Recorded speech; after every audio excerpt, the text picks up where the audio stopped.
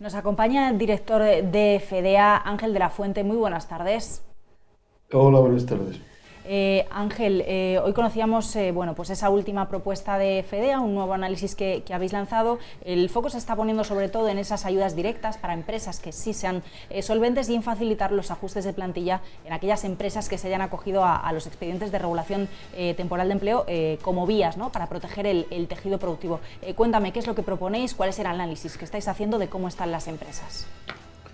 Sí, exacto, es lo que has dicho, ¿no? La crisis se va alargando y las empresas, sobre todo en ciertos sectores, no en todos, pues llevan ya muchos meses con unos ingresos muy reducidos y estamos llegando a un punto en el que los ERTEs y los préstamos ICO, las ayudas a la liquidez, no son suficientes. Hay empresas que están empezando a tener problemas de solvencia y pensamos que es necesario, pues, darles más herramientas, ¿no? En particular dos. Una que es facilitar los ajustes de plantilla donde haga falta, ¿no? O sea, hay empresas que no podrán volver a las plantillas que tenían hace un año y hay que entenderlo y darles la oportunidad de reestructurar y de salvar cuantos más puestos de trabajo mejor, en vez de obligarlos a intentar volver a una situación insostenible. Y luego, pues, habría que dar ayudas directas que ayuden a cubrir los costes fijos, ¿no?, que es lo que no cubren los ERTEs. Pensamos que esas ayudas directas podrían ser por lo menos parcialmente retornables, o sea, que hay empresas que están teniendo problemas transitorios y que una vez la situación se normalice, pues volverán a tener beneficios y podrán devolverla. O sea, que habría que tener un poco de imaginación y en vez de no necesariamente dar ayudas a fondo perdido, sino a lo mejor, pues, dar ayudas en forma de créditos participativos o de dinero que se devuelva después a través de recargos sobre el impuesto sobre beneficios futuros, etcétera. O sea, que es ayudarlas a sobrevivir ahora, en una situación en la que necesitan inyecciones de recursos, pero bueno, muchas de ellas serán más que viables, tendrán beneficios en el futuro y pueden seguramente en su momento devolver al menos una parte, con lo cual también limitamos el coste para los contribuyentes. Ángel, en el caso de los ERTE hemos hablado mucho de que cómo esta figura ha permitido sostener, ¿no?, parte de la destrucción de empleo que hemos visto durante todos estos meses. Es verdad que se pensó al principio más como una figura para un periodo de tiempo concreto, la pandemia se ha alargado en el tiempo y ahora la duda es hasta cuándo mantenerlos y de qué forma hacerlo.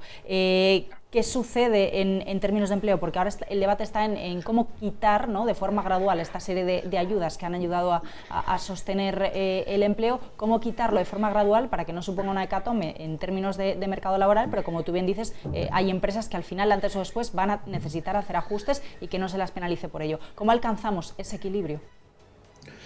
Bueno, es difícil, pero hay que ir intentando gradualmente. Yo creo que hay que distinguir entre sectores, incluso entre empresas dentro de los sectores, ¿no? O sea, hay sectores que están no en una situación de normalidad total, pero casi una situación en la que pueden operar más o menos razonablemente bien y que no necesitan especialmente que estas ayudas se mantengan, ¿no? O sea que para esas empresas habría que ir reduciendo las exenciones de las cuotas a la seguridad social y quizá incluso también la generosidad de las prestaciones por desempleo para empujarlas a volver a la actividad, quizá incluso subvencionar a las que vuelvan a la actividad. O sea, que intentar empujar a los que puedan a que vuelvan a operar y reduzcan su dependencia de estas ayudas. Pero hay otras empresas que están en sectores, algunos están cerrados por vía administrativa, o sea que para estas es necesario seguir manteniendo los ERTES. Y yo creo que el problema se está concentrando cada vez más en unos pocos sectores. O sea, lo que tiene que ver con el turismo, especialmente hoteles y alojamientos y en algo menor medida, pero también en buena parte la hostelería, ¿no?, restaurantes, bares, etcétera. Y también quizá el sector del entretenimiento y deportes y en alguna medida eh, vehículos de motor, sobre todo venta y reparación.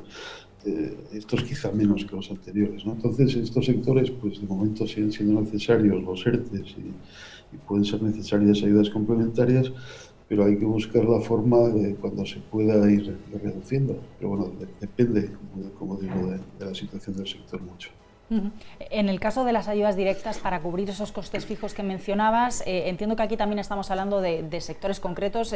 Por ejemplo, estoy pensando en un sector hostelería, ¿no?, que es uno de los que más está presionando para conseguir este tipo de medidas. ¿Qué sectores crees que necesitan mucho más estas ayudas directas de manera inmediata a través de, bueno, pues de esos créditos participativos que mencionabas o de ese dinero? Sí, esos sectores que he comentado antes y que tú has dicho ahora, ¿no? O sea, lo ligado al turismo en sentido amplio es fundamental y también actividades recreativas o espectáculos y demás.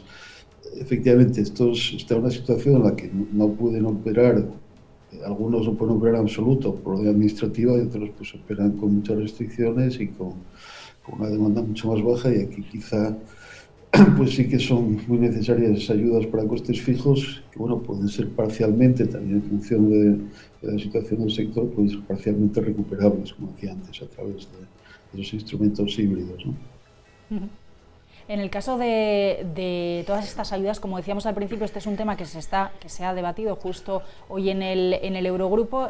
La prioridad es evitar una destrucción del tejido, de la capacidad productiva.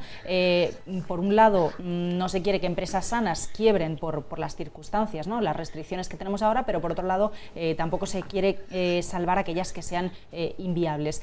¿Cómo distinguir dónde poner el límite, dónde poner las líneas, cómo ver qué empresas son viables, qué empresas no? Porque aquí también hay que tener un equilibrio y una visión, ¿no?, un análisis completo.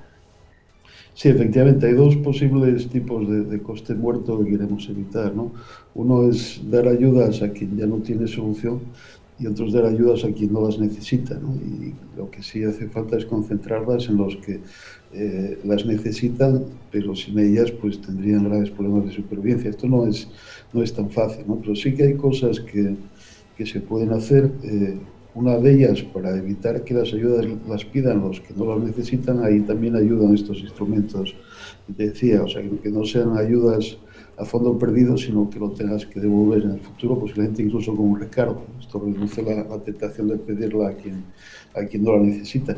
Y luego la forma de excluir a las empresas que ya no tienen solución, a lo que se llama las empresas zombies, pues más difícil. Se puede pensar en aprovechar el trabajo de screening que ya se ha hecho con los créditos ICO, ¿no? O sea, hay muchísimas empresas y negocios que ya han tenido un examen para acceder a los créditos ICO, unos lo han pasado, otros no, y esto, pues bueno, pues sería una fuente de información bastante útil, ¿no? O sea, los que no pudieron acceder porque ya tenían problemas antes, pues seguramente ahora tampoco deberían acceder, y los que hace poco parecía que estaban en situación viable, pues seguramente ahora también estarán siendo. No es 100% seguro, pero bueno, es mejor que...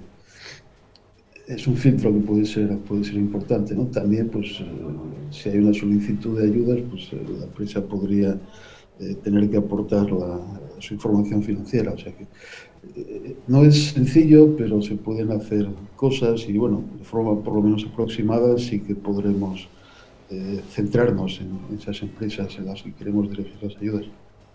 Ángel, una última cuestión. Me parece que también habéis hablado de las cifras de la pandemia, de las cifras que estamos teniendo de los contagios, bueno, las diferentes estimaciones.